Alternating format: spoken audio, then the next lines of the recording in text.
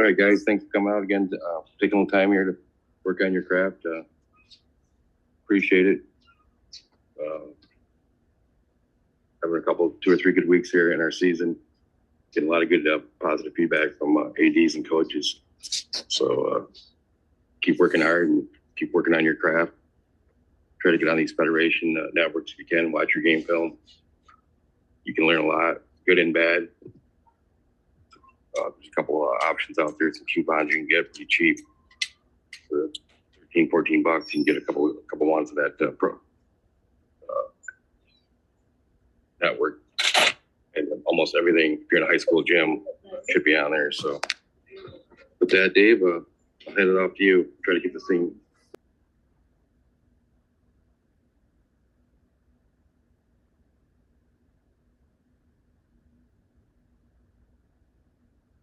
Okay, let's just take a look at this first play as it plays out, and then we'll slow it down and talk about it a little bit more.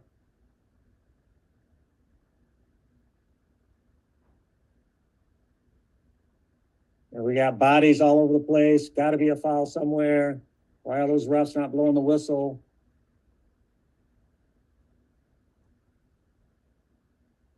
All right, so let's back this up. You know, a general rule of thumb is if there's bodies on the floor, there should be a whistle, but not always. And in this case, since this is, and I know Mike is on this call as well, this is a game that we did, and I just want to kind of walk through my thinking and some of the things that you know, was going through my head during this whole play.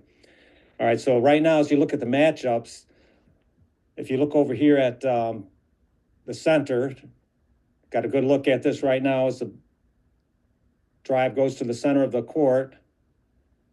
Meanwhile, the lead should be looking down here for some help side defenders. 32 looks like they're definitely in the primary coverage area, and 35 would be somebody that's easy to pick up on. So the play comes to the middle, shot goes up, good block. Now, as the ball's in the air right now, this is a loose ball, basically. This is there's no team control. The ball has been shot. Everybody has a right to that basketball. So now it's let's go get this basketball. We got 3 people moving to the ball. And then all of a sudden, probably the strongest person in there just falls down. And then we got 25 for Sutton's Bay tripping over. And with a little help there and then a shot goes up. Now this cracked me up when I saw this. Keep an eye on down low on the block and look at number 25, or number 32 rather. Look at number 32 down here on the blocks. She makes 2 full turns on this whole thing. It just was, okay, so the shot goes up. She turns around to help her teammate up, forgets that there's a game still going on.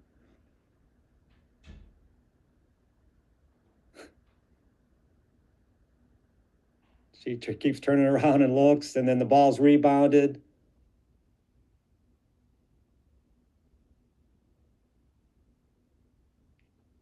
Got some action over here, a little bit of a bump maybe. Throw it off the defender out of bounds. Could he maybe even been a travel there by the offensive person as they kind of hopped a little bit?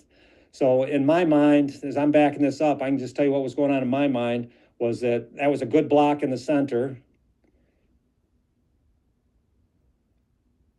Go back and see that again. Does anybody disagree that this is a good block? I mean, this is good defense here. Clearly got all ball. Now the question becomes, you got the person whose shot was blocked going to go for the ball. You got 25 over here who blocked the shot going for the ball, and you got your little guard coming after the ball. Ball's up in the air.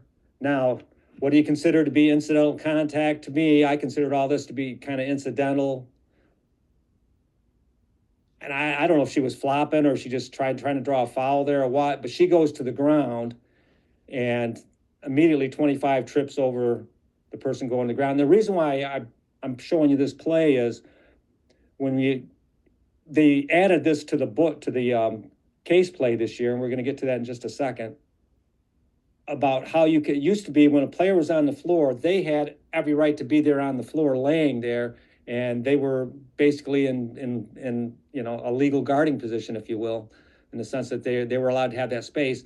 Now they've added a rule that they've updated it and made it much easier to give an official, we can call a blocking foul on that. And so here's the situation that they updated. When you look in the case book, anytime it's in gray, see how this is all, I took this exactly from the case book play. It's all in gray. That means it's a change for this year. So this was added this year. And you given these three scenarios, just, this isn't exactly like this, but if you look at the ruling in the bottom, it says in A, B, and C, blocking foul on B1. Okay, now that's referring to the person on the floor. Comment, lying on the playing court is not considered a legal guarding position. So when that girl was down on the floor, you can now call a blocking foul on a player on the floor.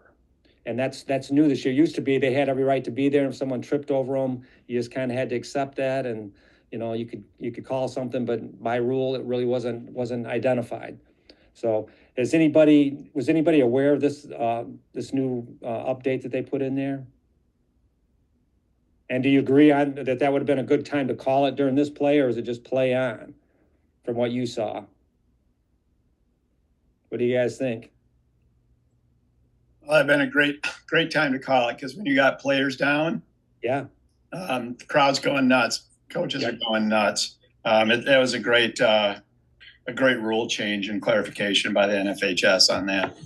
Yeah, right there. When that girl goes down, 25 goes down, that would have been, because clearly she was tripped by the person on the ground. And then, you can always make a call. Well, was she fouled? Is that why she went down? Let's give a little help there. That would have been a great time to call a block. And that play right there. So that's the reason why I wanted to show this. A good example of, as we go out throughout the season, if we see that opportunity and there's bodies flying and someone trips like that, that's we can defend that call easily by, that's not a legal guarding position by rule. All right, so let's move on to the next play. Any other questions on that? I don't want to cut this short. If you have any questions. Just one thing I'd maybe add is that sure. If, especially since White ended up on the floor, it'd be a great chance to call that a block for her being on the ground like that. Yeah. But if she just kind of stumbles a little bit and doesn't go down, I would say that's a good time to maybe pass on it. Yeah, and those are all the judgments. Those are split second decisions we're making as plays unfold. We don't get the opportunity to slow it down like we do here. And yeah, that's the stuff you got to decide. If she doesn't go down, is it enough to warrant a whistle? And probably in a lot of cases, maybe not. Definitely. So, all right, let's move on to the next one.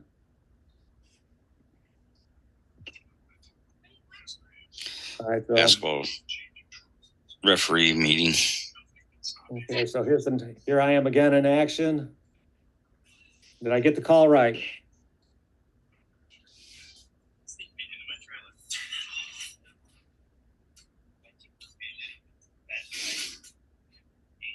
Everybody agree with that call?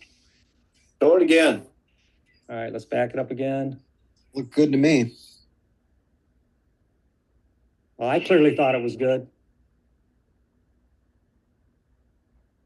No, she didn't get over yet. She was still in the backcourt. Yep, there you go. And I remember as soon as I got home after this game, that bothered me throughout the game, because I remember getting surprised by it. And when we back this up, I mean, this is where, as Greg Austin would say on his YouTube channel, taking a little me time, I lost my focus just for a second, and I took my attention off of where the ball was. So it's always important to know what the status of the ball and what the status of the player is. Right now, the status of the ball is backcourt, status of the player is backcourt. And as we nudge this along, still backcourt, still backcourt, still backcourt. Look at her feet. Now you see the ball's been released. It's out of her hands. Her foot's not touched in the front court yet. It's hard to tell, but I can tell for sure on my computer that she's in the air when the ball is in the air. Her foot is not touched in the front court. She still has backcourt status at this point. So therefore, when her teammate catches the ball in the backcourt and dribbles over into the front court, it was still backcourt status. That was legal. It was a bad call by this official. He should be banned permanently from officiating. And that was a tough one live. That is really hard to pick up. And as you guys saw, it's one of those plays that, you know, if I would have stayed focused on, you know, the player with the basketball and making sure she established front court, I think I could have gotten that one, but I lost my focus. And I remember looking back and saw that player come from the backcourt to the front court. My first thing was, how did that happen? That's got to be a violation. But I just didn't feel good about it because I wasn't 100% sure. And sure enough, when I looked at it, I missed it. So I put that in there just as a reminder to not lose focus on where the ball is, where the player is, and what their status is. Because that's those can be tough. That was a close play. And then I pointed to the wrong position, but luckily I had a wily veteran there on the crew that covered for me. So I point to take it out there. The veteran comes up and gets it in the right spot, making sure, because that was a new rule last year. And I have a hard time trying to remember to do that. I know where it's supposed to go in my head, but just remembering to point to the right spot is kind of a transition. I don't know if anybody else has that issue with, you know where to go, but you're so used to pointing right away where the ball is, it's a hard habit to break. So, any questions on that play?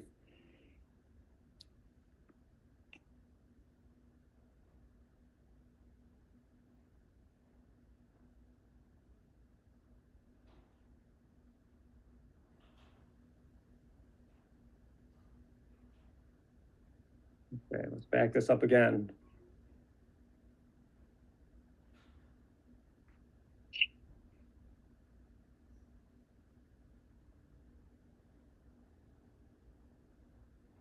Okay, so we had a violation called on the court. Do you guys agree with that, or what do you think? What call would you make on this play?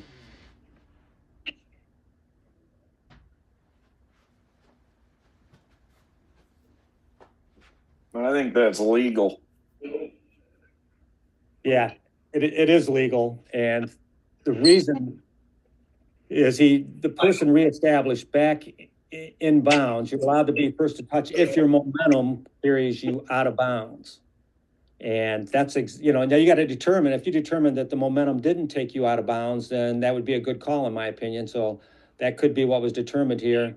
When I see it, it looks like he didn't intentionally go out of bounds. He reestablished, he's got something in, nothing out. He's established, per National Federation rules. And he had every right to that ball. In the casebook play right here, backs it up. Situation B, A1 blocks a pass near the end line. The ball falls to the floor inbounds, but A1, who is off balance, steps off the court. A1 returns inbounds, secures control of the ball, and dribbles. The ruling on that is legal. A1 did not leave the court voluntarily and did not have control of the ball when he or she did. And the way to remember this is just think about if someone goes in for a layup.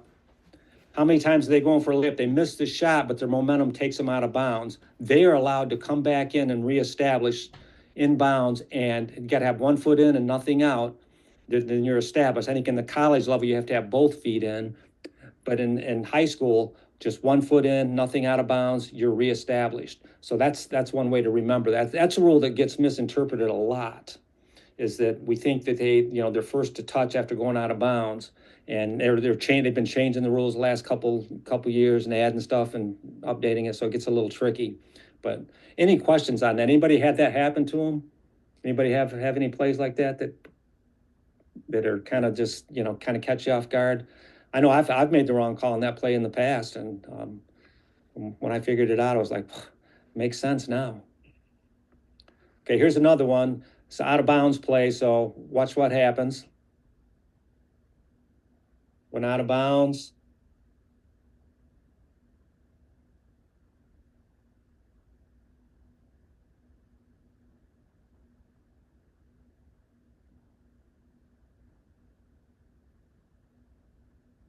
Should have been a spot throw in, not a run throw in. Absolutely. And just watch what happens here.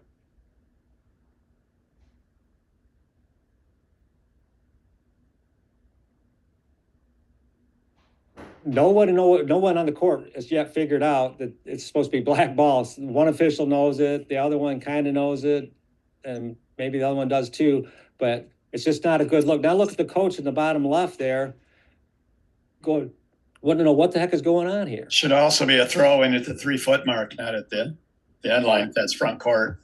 Absolutely. Well, this is back court. They're pressing. Okay. And yeah, my bad then. Yeah.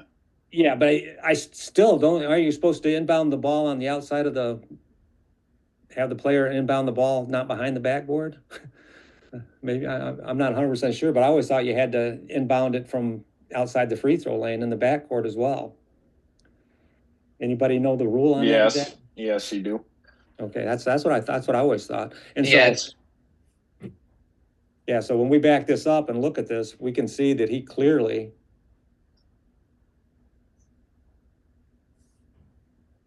ball goes out of bounds, so we know it's a spot throw in. Official grabs the ball. Now look where the player is, standing under the, he's on the right here in the free throw line, just out. Official bounces the pass to him, which is fine, because he's in the back court. In the front court, you hand it to him. And then watch. Now, the rule is you have 3 feet and you have no depth. The depth can go this player could back all the way up to the stands if he wanted to, as long as he doesn't, leave the confines of the gym there, he's fine. So he could back up, there's no limit there as long as there's room. But he only has 3 feet to work with. He's standing inside a 3-foot area. So think about the free throw lane right here. That's 36 inches, 3 feet. And by rule, he's got to have 1 foot in or above that area before, once he releases it, then he can move out of that area. But until that ball is released, he has to have a foot inside that box. So just think in your mind, right here, here's the box, and he starts moving. Right now, he'd be fine because his 1 foot's still in the box area. If you just kind of imagine a box around his foot, and he lifts it up, he still would be fine. You could even make an argument that right here, he might still be fine. But you can't really argue when he moves over again. I mean, he's gone way beyond where he started, which is right here. So he's way out of his 36-inch marked area that you have to have, imagined in your head. And so that's a violation. Hey, Dave. Yeah. Dan? When we administer a throw-in, we should always designate the spot. Yep. Meaning we should point to the spot, make sure the player sees us do that. Yep. If it's an end line to run, we should make that signal as well. Exactly. Should be motioned if he has room to run. If he can run, should be motioned. Because just remember, coaches and players don't always understand what this means. So helping them out, pointing to the spot tells them you're right here. This is your spot. And then if they can run, of course you do the back and forth and in front of your face there, and then they know that. But this kid clearly doesn't understand. Now, a lot of people, is this a travel? Can you call a travel on this? No. Back it up more. No. You can't travel or double dribble on a throw-in like this. So don't try to sell that to a coach. So that's what the college is by rule. They can, he could, move his feet all he wants, and as long as he has 1 foot inside that little 3-foot area that he's in. So there's no traveling here, no double dribble, none of that.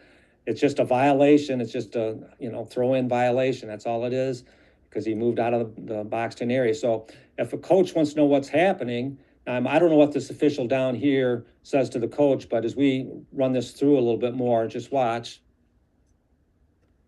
Nobody knows what's going on there. I guarantee you, everybody thinks that we're just going to throw it in again, that, something happened.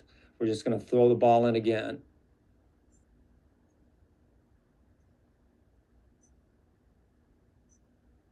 And his partner comes over and he points, but I'm not sure that the official with the basketball really got that it's going the other way. Now, maybe he did, but he's not recognizing the fact that White still has it. Now they're pointing. Just not a good look for the crew. I mean, this is one of those things where you could have just gotten the crew together and say, hey, this is what we have. Now look at the coach down here. He's wanting the answers, and I don't blame him. I'd want to know, how is it not my ball? and so he's probably hopefully explaining to him that he left that, 36-inch marked area, and that's why it's a throw-in violation. Yeah, and it's here I was talking about this throw-in should be at the 3-foot mark because it's Black's front court. Yeah. Yeah. So now that it's Black, definitely should be there. Yep. Any other input on that? I missed it. Did the official who originally administered the throw-in, did he signal, violation, point towards the Black side, or no? No, it was called by the C. So the C made the call. So let's just back it up and look at it so everybody can see that. And so, okay. So the official does a spot throw and he points to the spot, or I thought he did, maybe he didn't. No, he didn't even point. So the player doesn't know, maybe because of that.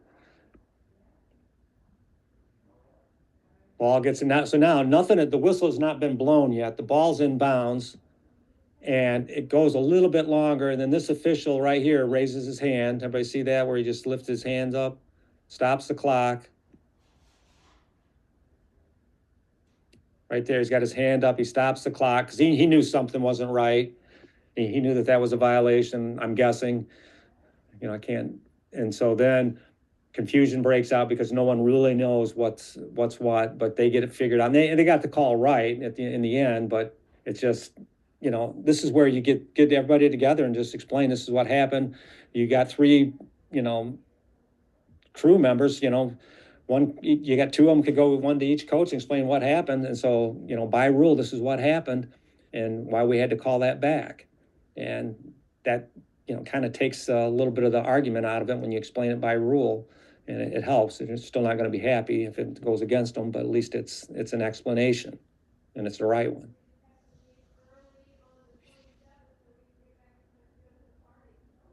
Always designate the spot. That's part of our duties. Every throwing. Yep. That makes a lot more sense now why it devolved so much too. If the official who had administered the throw-in initially had been the one to catch the violation and pointed right away, you might not have even needed to explain it at all. You know what I mean? They might have just bought it right away. Yeah, that's certainly a possibility.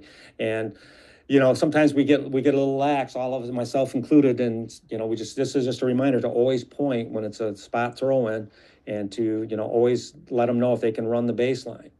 And we got another good one, not coming up this week, but somebody sent in a great clip from a college game that shows a situation that could occur. It's kind of rare, but boy, it's a good one, and we'll have that in a future one. And I want to thank Dave Ellis in advance for sending that in, because that's a really good one.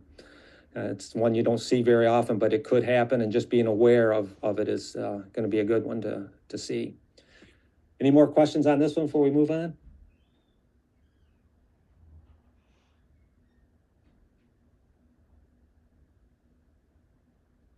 And if you go to Rule 443.6, that explains the 3-foot area.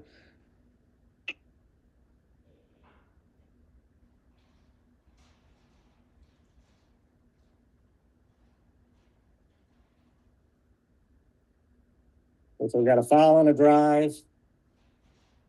On the arm, it's going to shoot to it.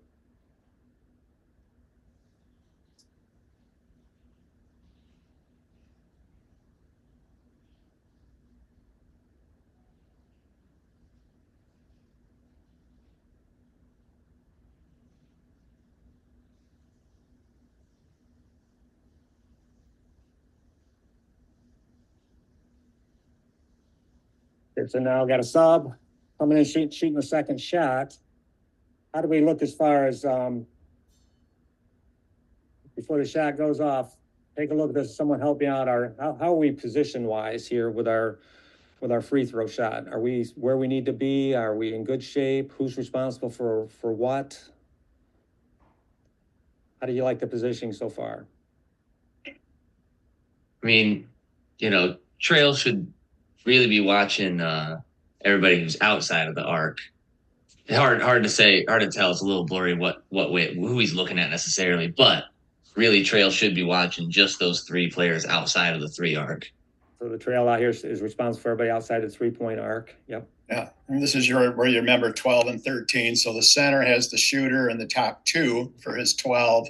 The lead has 13, which is the lower block closest to him, and then the other three.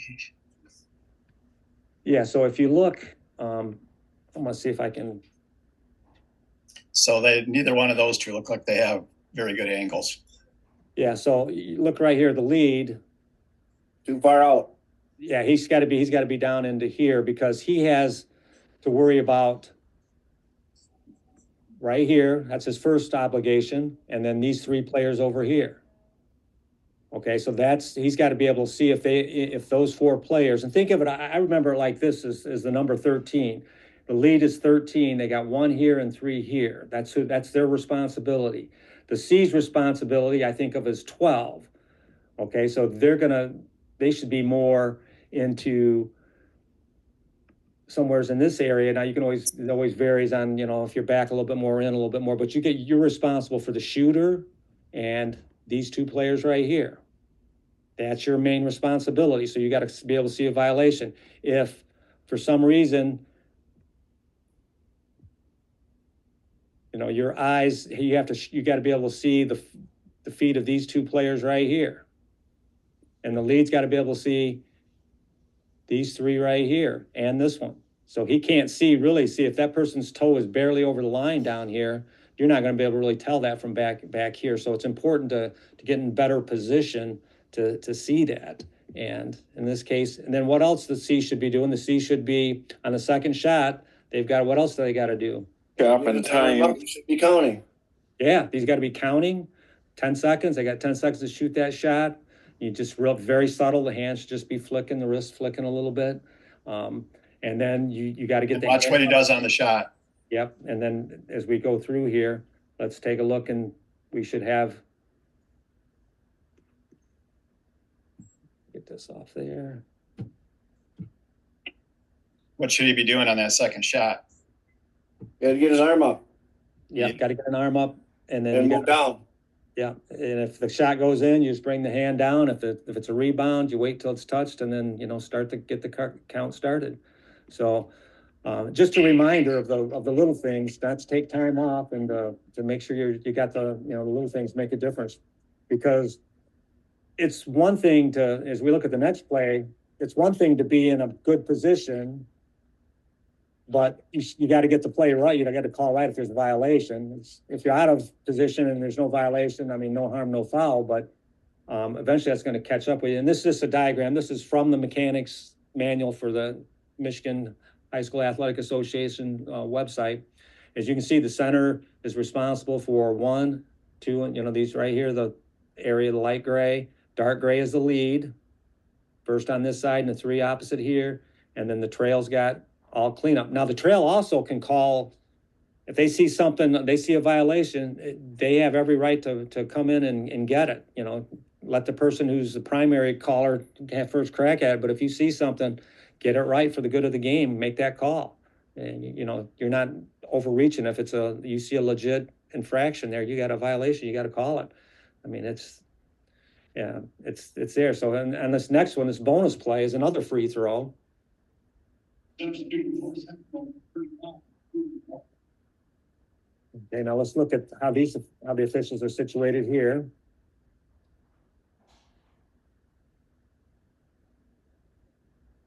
Okay, so how's the positioning looking right now? Not too bad. Not bad, yeah, not too bad. I would say this is, it could be a little improvement maybe, but seems like they're in the area to where they can see what's going on. All right, so now, let's just back this up here. I'm gonna just go slow. What do you see right there? Violation in black. Yeah, the ball has not been released. And here's one thing to remember, and a lot of, myself included, we don't always call this, and you don't want to be in a habit of, looking for a reason to blow the whistle, but the violation here occurs as soon as that foot crosses the plane, it doesn't have to touch the floor. By rule, as soon as that, if he lifts his foot up and hovers over the lane, into the lane and doesn't touch the court, that's still a violation. Now he touches here clearly, and so that's a violation. Whose call is it? Who should be making this call? In a perfect world, who makes this call? Whose responsibility is that? Said that's lead. That's the lead. The lead's got, remember, 13. He's got the first one near him and the 3 across the lane. So that's the lead's call. Now, having said that, if the lead didn't see it for some reason and there's a lot going on, I mean, sometimes you just miss it for whatever reason. This is where the trail can come in and get this, or even the C could, if they were 100% sure that person stepped in. A little harder to tell here because he's behind the play, but that could be easily seen right here. And it's very acceptable for the trail to make that call because it would be the right call. In this case, they did not make the call, but it was clearly a violation. And it wasn't really that close, if you ask me. I mean, when I saw this clip the first time, I was like, well, he clearly violated. I mean, it wasn't, when you watch it live.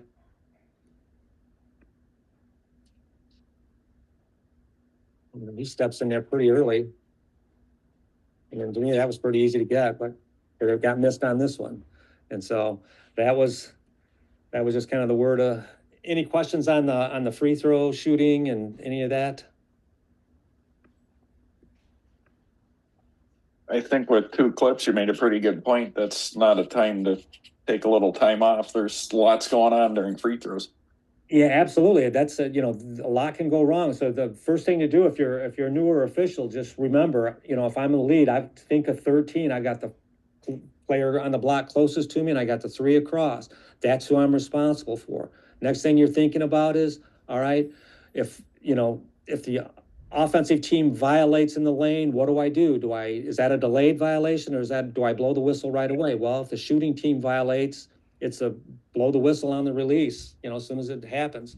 If it's a defensive team doing it, then you have a delay violation. If the basket goes in, you ignore it. Those are the things you should just be reminding yourself as you're getting set. It comes natural at some point, but it's not a time to take off because things happen fast. And I've got some other clips that I can break out down the road that some wild stuff that happens in the free throw lane that, could be easily missed if you're not, paying close attention. Any other questions on any of the 5 plays for Sunday? I think you did a good job. Thank you. I'm glad everybody's jumping in, and like I say, if there's any good clips you wanna have reviewed on or just like I said, just sent to you, whatever. Let Don know or myself or whatever, and we can try to help you out in any way we can. And once again, we're not here trying to expose or embarrass anyone. We're just here to get better by looking at plays that we can learn from. And so I don't want anybody to think we're attacking any individual officials. That's certainly not what we're trying to do. So, Don, you got anything to add before we sign off? Yeah, thanks everybody, and happy holidays. We'll be skip the next 3. We'll get through the new year. We'll start back up January 12th, 7 o'clock. Same ID, same password and everything. And we'll just keep shooting out these recaps on this on that YouTube channel. And like Dave said, if you can send us anything, it'd be great.